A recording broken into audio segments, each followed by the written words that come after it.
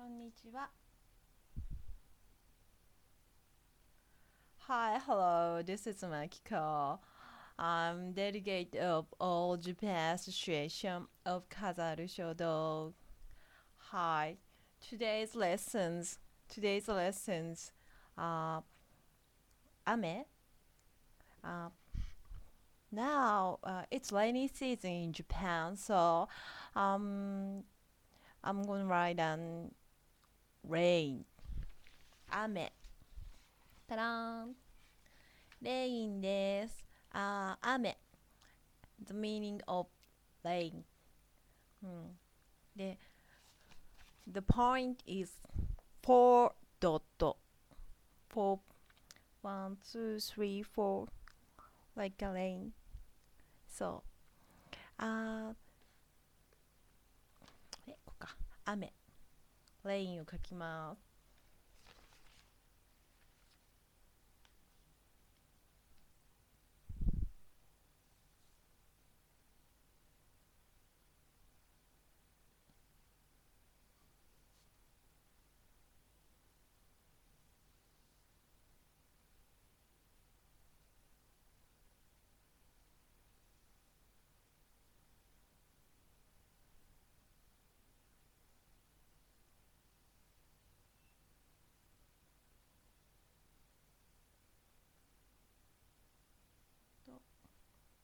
1 point, 2 point, 3 point, and 4 last. This is last.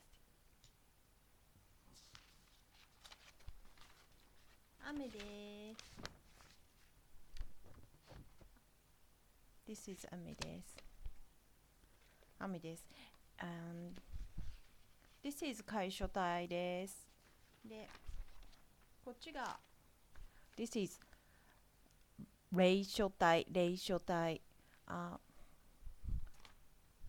old, old, なんだ old style? old,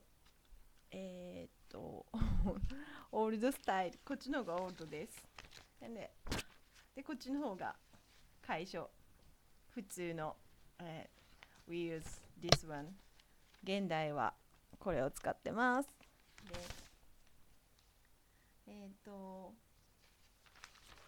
また、next time, next time は、総称で、総書スタイルでレインを書きます。